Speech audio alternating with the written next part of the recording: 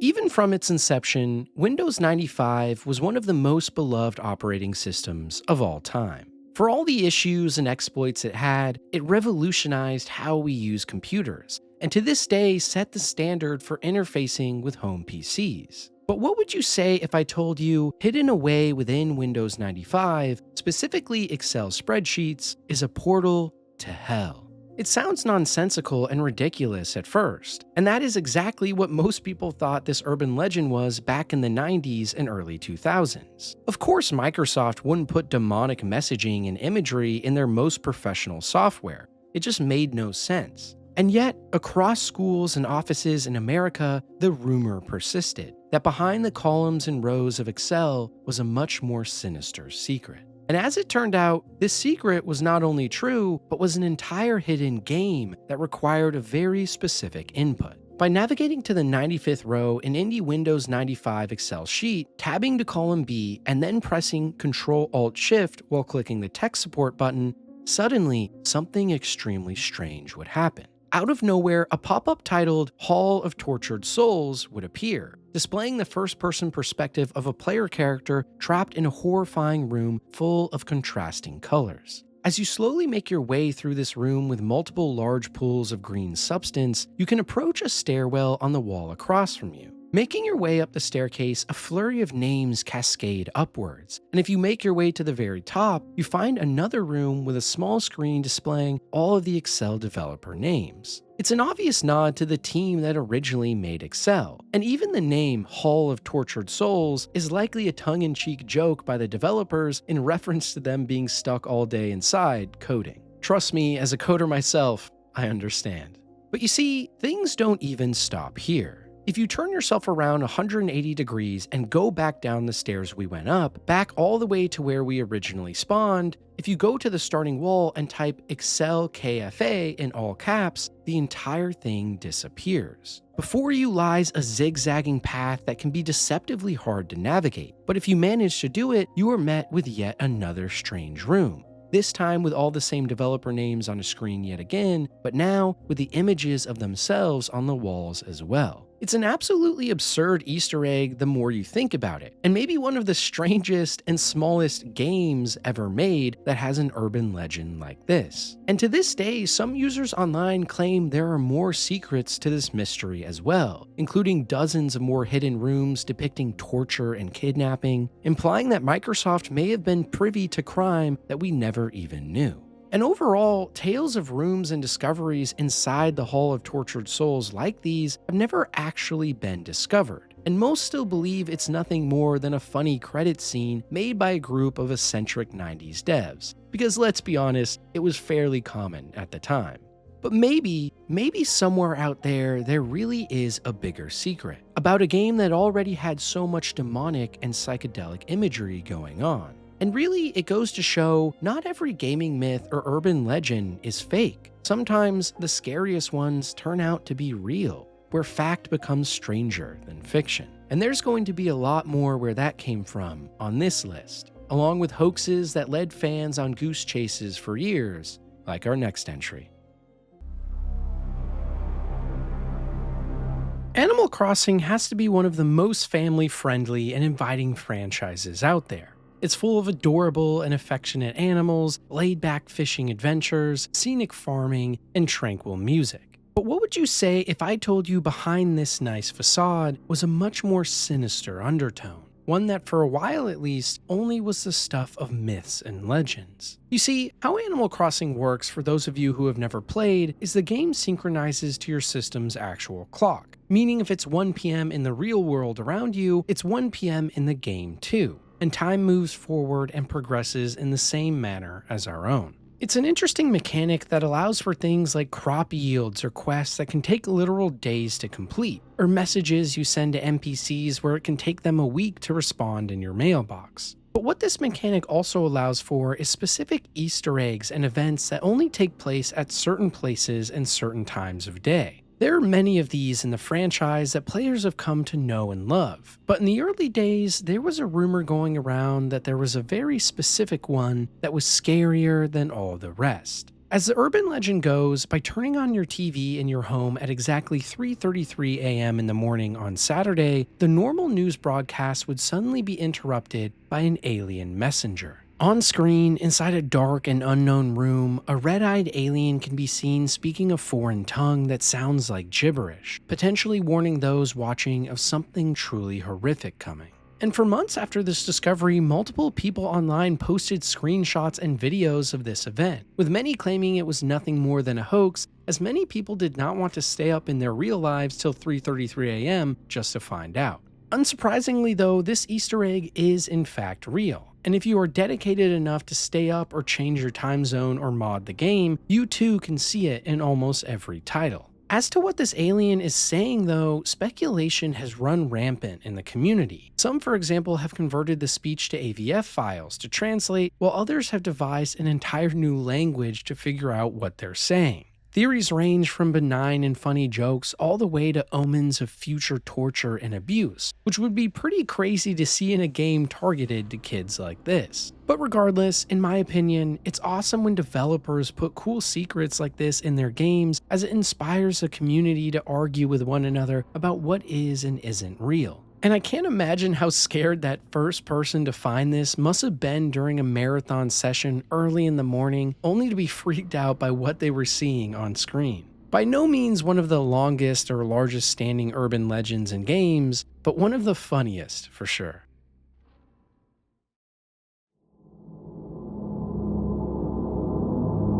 Deep within the Deadwind Pass of World of Warcraft lies a tower known as Karazhan. It's here that players can find a haunted wizard's domain and instance dungeon, full of strange concoctions and experiments, along with a host of undead that attack any unfortunate enough to stumble upon this mysterious place. But Karazhan itself is actually not the weirdest part of the Deadwind Pass, because beneath Karazhan lies something else, an inaccessible crypt that has become a story of legends only recently being solved.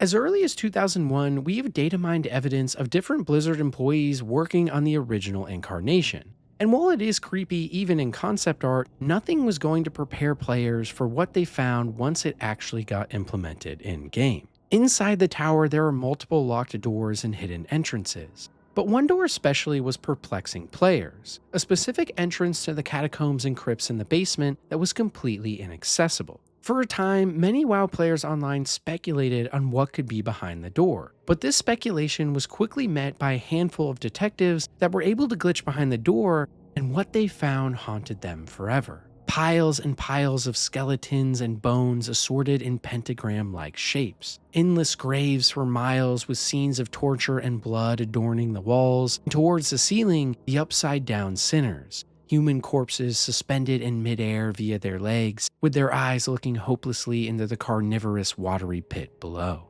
As players walked around, the faint whisper of ghosts saying, "You will die," could be heard all around with the moans and creaks of an ancient force. It was a horrifying scene for sure, and even more so when you realize that nothing else in this T-rated game came even close to the sadistic nature of this place. Sure, there were some creepy locations in WoW, especially in the early days, but nothing with this level of scale and brutality. Speculation online began to run rampant on what this place really was and why it was included in the game. Maybe it was cut content for a dungeon that was too gruesome for kids, potentially an Easter egg left by the team as a hint to the real dangers of the tower, or maybe just early level design gone awry. Regardless, the urban legends surrounding the crypts here took over the community, and even in developer interviews at the time, many kept their mouths shut as to the truth of this location.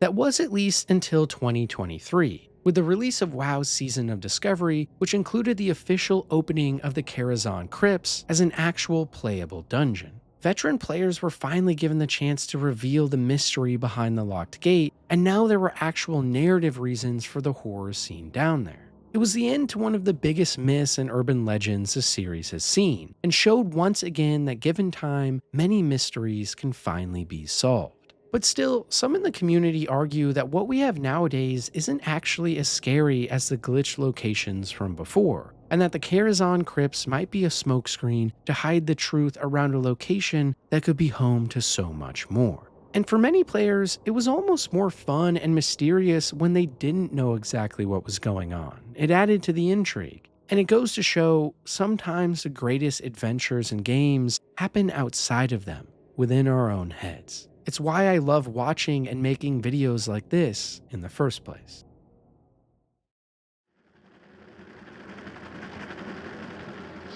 As we already have gone over in this series, World of Warcraft is a game home to so many myths and urban legends. But maybe one of the most famous and insane of all of them is the Children of Goldshire. For those of you who don't know, Goldshire is an early starter zone in the original release of the game, located in the Elwyn Forest. It's here that most human players will stumble upon very quickly, and also where a lot of low-level trainers can be found. It boasts a cozy village vibe with a prominent blacksmith, but ironically, there's something else in this quaint little town that it's now known for most. Early on in WoW's life cycle, many players noticed that in Goldshire there was a group of 6 children that would wander around and play together as heroes passed by. But somehow, they also just gave off an unsettling and creepy vibe. The way they looked at players as they passed, or even just how they moved, seemed off. To add to the intrigue too, some players discovered that at 7 AM server time every day, the children would march together into an empty and abandoned house in Goldshire, go upstairs into a bedroom, and stand ominously in a perfect circular formation. This discovery sent shivers down the spines of those who found it, and quickly the WoW forums were blowing up with people discussing what had happened and what it all meant.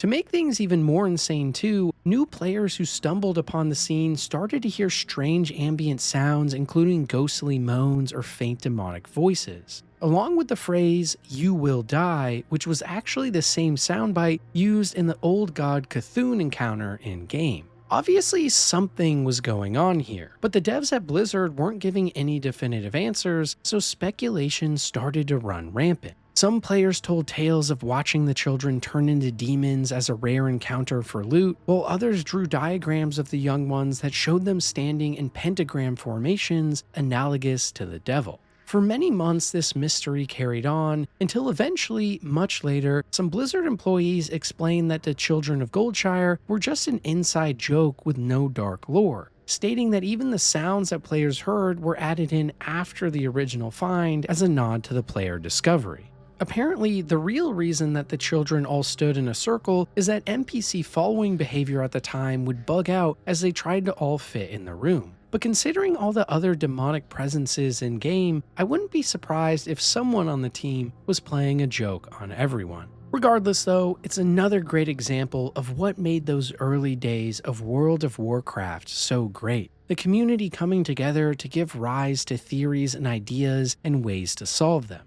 That's what online games should be all about. And in truth, it's these types of stories will live on longer than the games ever do. So if you're making an MMO or massive multiplayer title, or even just a single player game, make sure to include some secrets and mysteries, many of which will never be solved, to give players the stories we all really crave.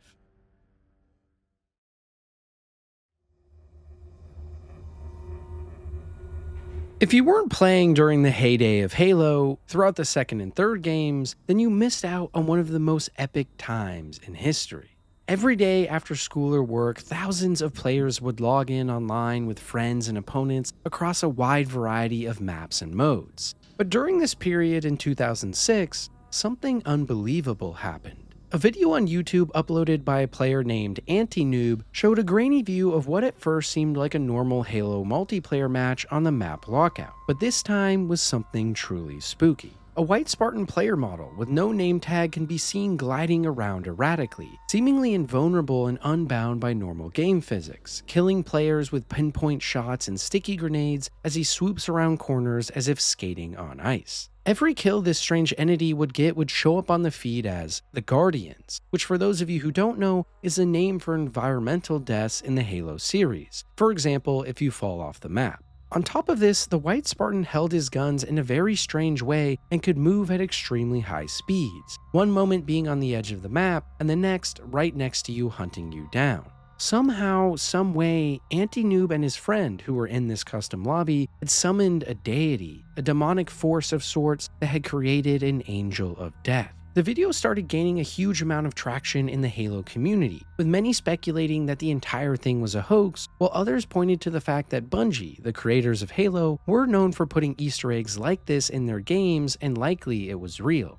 And just like that, an urban legend was born. Soon, other players online reported similar findings, including the ability to summon so-called ghosts on other maps as well, with lots of new footage being revealed. Some of these videos were able to be proven as nothing more than modded Xbox versions that were likely trying to trick people, but many others seemed genuine just like the original, and this only added fuel to the fire of the myth.